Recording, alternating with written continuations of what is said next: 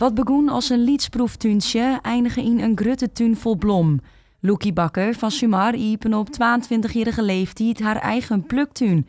En die interesse ziet er bij Loekie en haar familie altijd al in. Het was niet dat ik er heel veel mee bezig was al, maar ik vind het wel altijd heel leuk om gewoon lekker bezig te zijn en veel buiten te zijn. En het zit wel echt in mijn familie, dus iedereen in mijn familie die heeft eigenlijk wel iets met buiten of met hovenieren of met het verkopen van bloemen. Dus ja, het zit er wel al een beetje in. De tuin is nog maar 6 weken iepen, maar er is al 200 bezoekers rieker.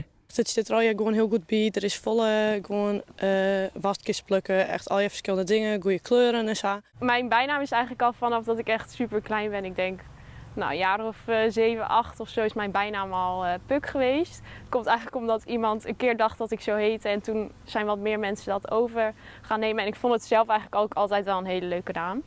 Dus Puks Pluktuin, ja, dat klonk gewoon heel erg leuk. Dus ja, zo heb ik daarvoor gekozen.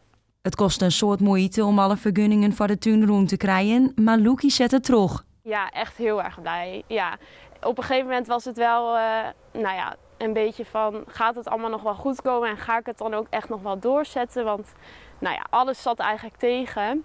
En het was ook echt al wel de tijd om bezig te gaan. Dus met sommige dingen liep ik toch een beetje toen achter de feiten aan. Dus toen was het wel even echt hard werken om toch nog alles gereed te krijgen. Maar echt heel erg blij mee.